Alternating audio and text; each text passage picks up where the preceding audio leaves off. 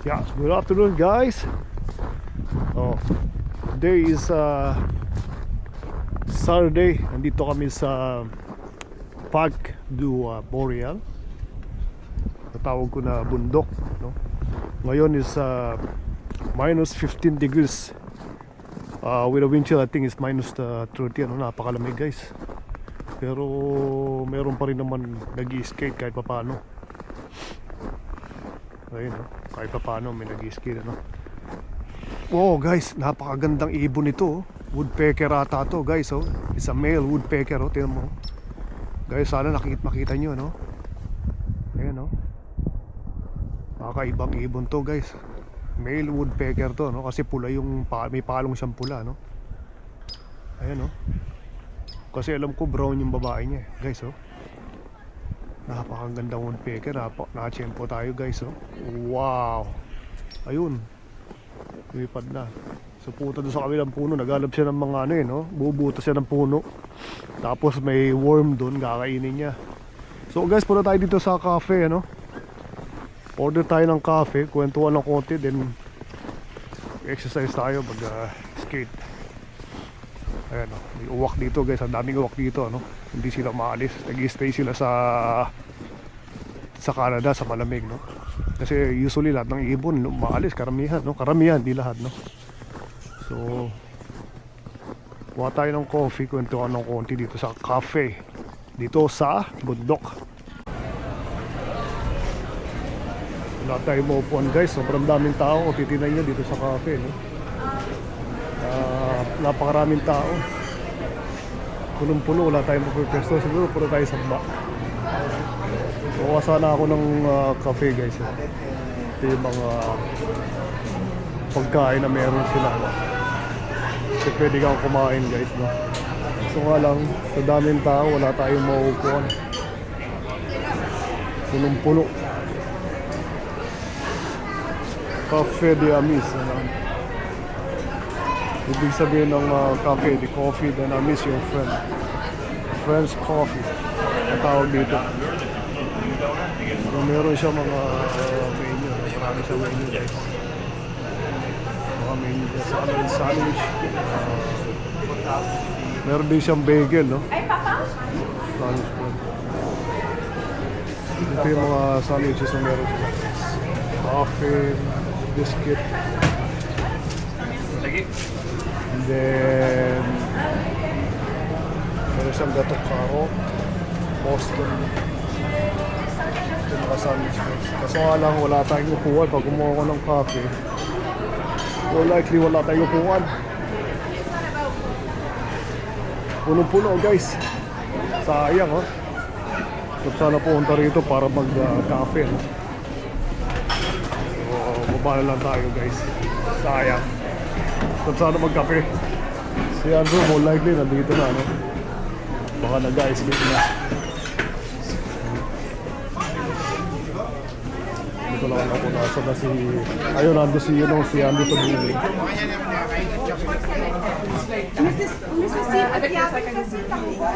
Dami po yung tao. Usually guys, ang dami nag-i-skate, no? Ang dami nag-i-skate ngayon. Yeah.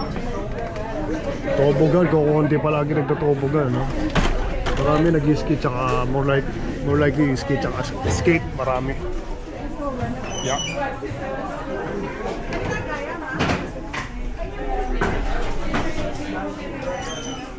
I couldn't sit upstairs, I was just gonna take a coffee, but did you change already? So we're gonna change. Punta tayo rito.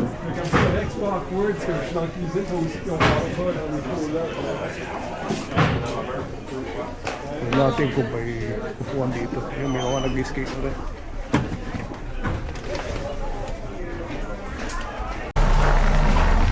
Good afternoon guys.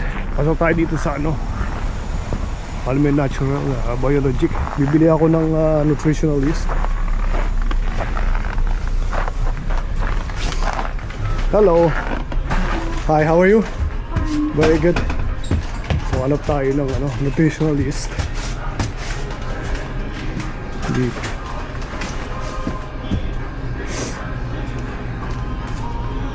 nutritional use tip. Alright, okay, they have it. Ito guys, nutritional use, napaka healthy nito. Lalo na pagka 40 pataas. Kasi ito kompleto yung vitamin B complex. Tsaka ito rich with vitamin B12. Napakaganda ito. Although makukuha natin yun sa ang vitamin B complex makukuha natin yun sa red meat, no? Pero dahil umidad na tayo, yung digestion natin, baka hindi natin ma-absorb lahat. Nahihirapan na, lalo na kung 50 pataas ka na, no? Nahihirapan na tayo digest ng mga red meat para makuha yung vitamin B complex na yun, guys. So dahil dito sa nutritional list, napaka-healthy, makukuha natin yung B complex. Saka ito may B vitamin, napaka-healthy, napaka-importante ito. Ngayon kung makukuha nyo yung organic, ewan ko lang kung organic to, no? Kasi yung kinukuha ko madalas may organic eh. Madam, do you guys have the organic one for the nutritional list? Or this is all you have for now? Vous parlez en français. Oh, c'est vrai. Ok. Il y a les biologiques. C'est biologique ça. C'est biologique? Oui, c'est Oh, ok, biologique. c'est ça. Ok, merci beaucoup. Ok. So organic pala to, sabi niya. Kala ko hindi. So I'll get probably around tingnan natin muna yung expiration date, no? Para makita natin yung... So guys, nutritional use, no? Pag umiidad na, although red meat maganda pa rin, pero syempre baka nga hindi natin may digest ng ma-absorb yung lahat na nandun. Uminom tayo ito, pwede ito ilagay sa hot or cold water, coffee, kahit saan, no? Pwede. May lasa to. Ang lasa ito, lasang cheese. I just wanna know yung yung nahanap ko yung yung ang tawag doon. Oh man, tumatanda na yung expiration date. Yun, kailangan ko makita ko na saan dito expiration date. So guys, isang bagay pa na napaka-importante yung yung magnesium, no? Siyempre kung kasama na rin din yung potassium. Usually makukuha naman natin yung sa gulay, no? Sa vegetables. Pero minsan hindi enough nga kasi pagka sa gulay, ang katawan din natin hirap, lalo na sa gulay, no? Mas mahirap mag-absorb yung digestion natin, no? Ma-absorb yung nutrients na meron sa gulay. Unless na katulad ng baka, no? Meron silang forced stomach. Kahit kumain sila ng damo, kaya nilang ma-absorb lahat ng nutrients. Tayong tao, wala tayong ganun. So, supplementation is important, no? So, katulad nung sinasabi ko na yung electrolytes, kompleto yun. Pero minsan kulang tayo ng magnesium. Yung magnesium na threonate, I'm sorry, or tsaka yung isa, yung glycinate. Napaka-importante mag-take tayo. Bumili ako dito no, pero powder siya. Kasi pag hindi powder, morning guys, kuha tayo ng coffee, no? Ng siguro medium cup.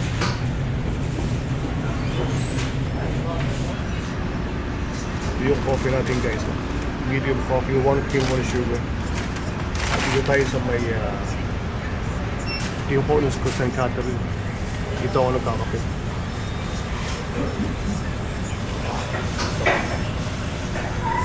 Is yung safety niya, no, napakaganda. Yung sa Subaru, no, yung safety niya. Dahil meron siyang 3i o 5i, ibig sabihin 3 sa harap, tapos 2 sa side. Tapos yung mga safety sensor niya meron, maganda, no? Pati doon sa ilalim ng sasakyan meron safety sensor ang tawag, ang ganda guys. So isa yung mga bagay na nakalimutan ko sabihin tungkol doon sa Subaru. Dito nga pala ako nagka-coffee, mag-isa lang ako, nag-iisip ng mga bagay-bagay.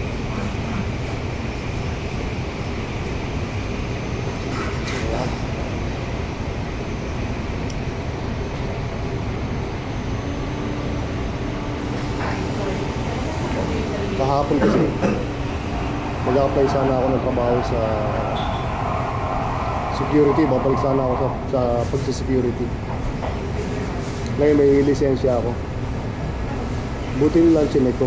Kasi yung dati kong trabaho, pwede naman ako bumalik anytime, no? Ngayon, pag-check ko doon sa license ko, expired na pala. Siyempre, check nila yan pagka in-interview ka, kukunin. Usually ganun, interview ka. Tapos kukunin yung lisensya mo, check nila, no? Yung buti lang, chinek ko yung lisensya ko, expired na pala siya. Pakita ko sa inyo, guys. So, lisensya ko sa security.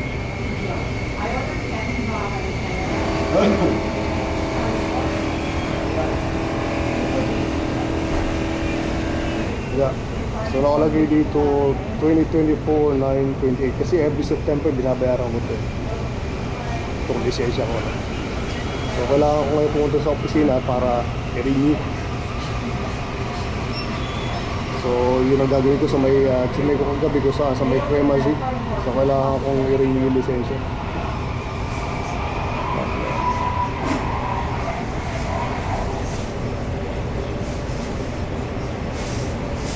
Sabi dito guys, wala masyadong tao rito.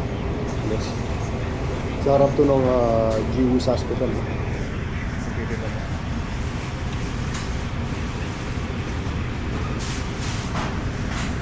May mga kilala tayo nagtatrabaho dyan sa GWS. Maraming Pilipino nagtatrabaho dyan. Usually. May kaibigan kami, yung asawa niya at saka yung kapatid niya. Diyan nagtatrabaho, mga team PAB, caregiver, mga gano'n. Meron din ako kilalang dalawang nurse na nagtatrabaho dyan, Pilipina. Yung pamangkin ni Cesar, so, kaibigan na, kakilala namin, and then yung dati natin kapitbahay, yung anak niya, yung nurse na nagtatrabaho. Masarap ang kape guys, sa baga.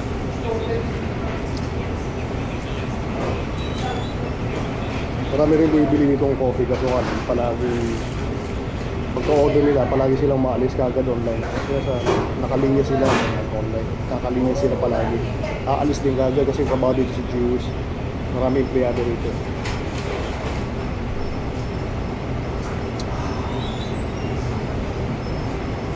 So yun, kailangan ko pumunta doon sa sa premises opisina ng BSP. Para may apply ko yung may apply ko yung lisensya ko ulit para maging active. Kailangan dito kasi kahit naman siguro sa na for security guard o security, kailangan mo may lisensya. Hindi ko lang alam magkano babayaran ko kasi nag-expired na yung yung lisensya. Dapat before pa no? Nakalimutan ko na itinyo.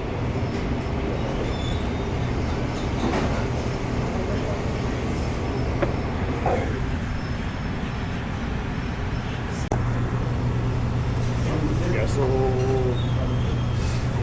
nag-iisip ako ngayon siguro baka kumuha ko ng lisensya sa 4A o 4B para sa sa bus, kaya sa license 3 para sa truck. Baka siguro yun ang gawin ko. Pero subukan ko muna rin itong lisensya ko. Then kung mag-work, siguro balik ako doon sa dating trabaho. Pero pag hindi nag-work, siguro at pang gusto nila bumalik ako sa school. Kasi ito dapat binabayaran yung lisensya before nag-expire. Nagpas sa akin. So baka mangyari, bumalik ako sa school and then grabe ako natural. Siguro kung wala ako lisensya sa bus o school bus o truck, yung license plate. Mas marami options sa trabaho. Siguro pa kayo na gawin ko siguro. Hindi kami tao rin. Bili rito pero usually mag-order sila sa labas din ulit. So ngayon nga pala, today is Tuesday morning. Good morning.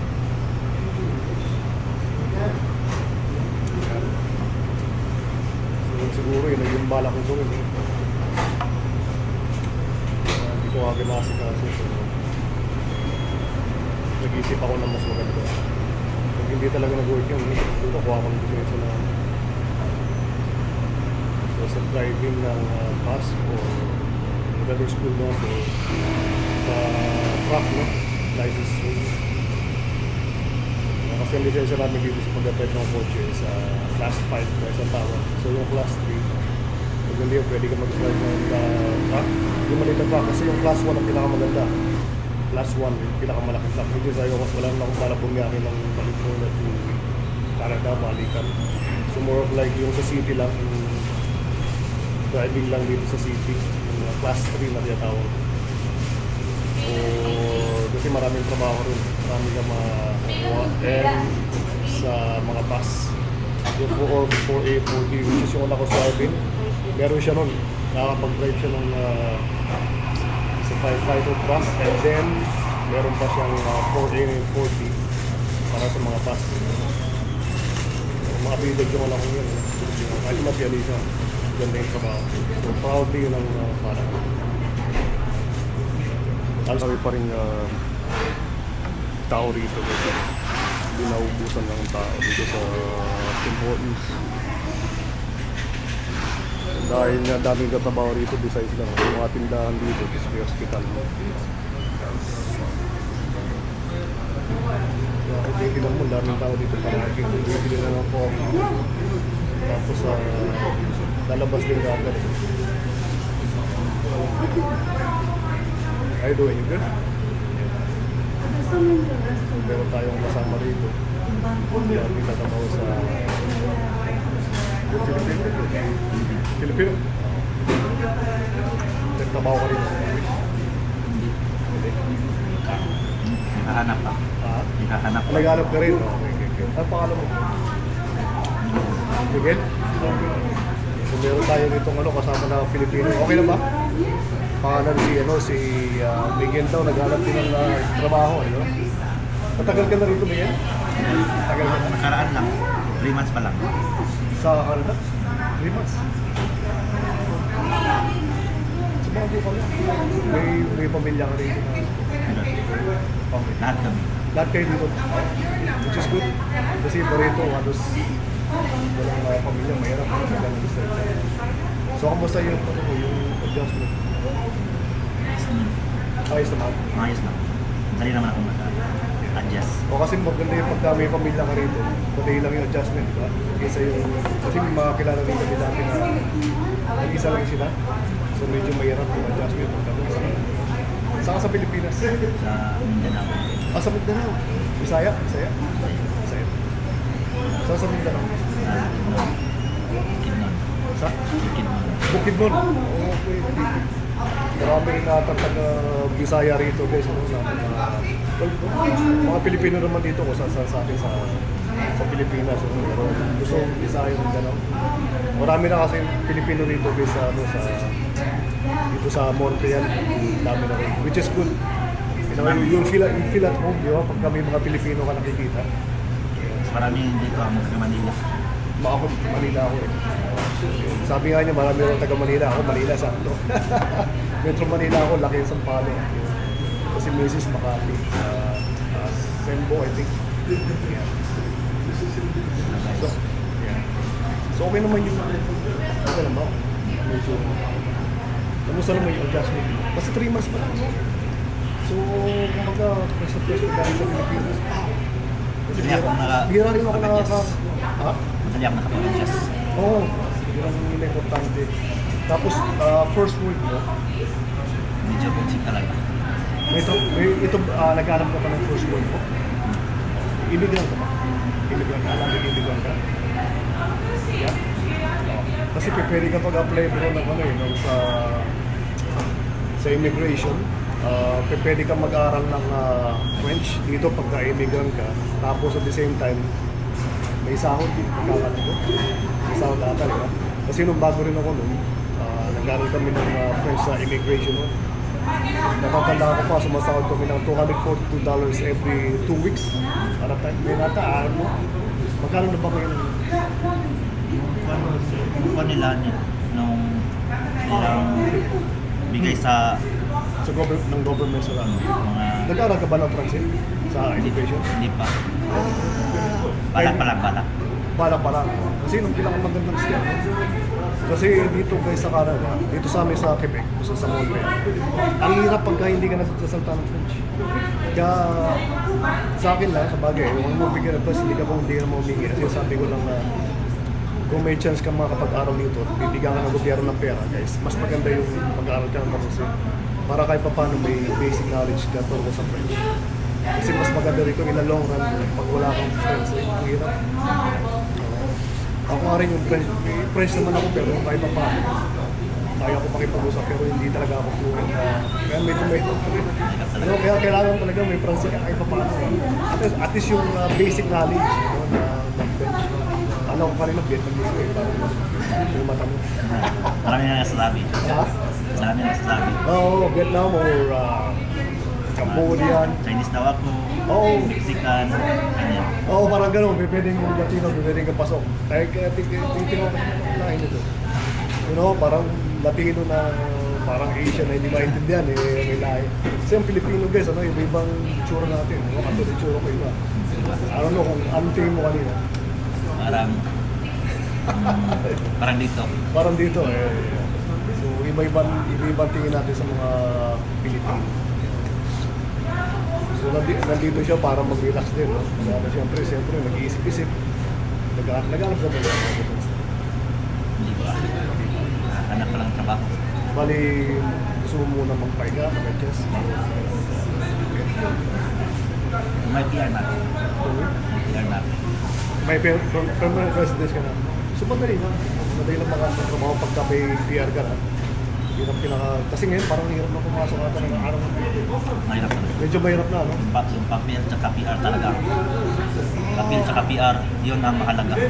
So, yun, papel at PR daw. Yung pinakamahalaga raw dito is yung may PR ka na. Kasi pagka wala, ang hirap maganda ng trabaho. Yun nga, isang problema namin dito sa Quebec.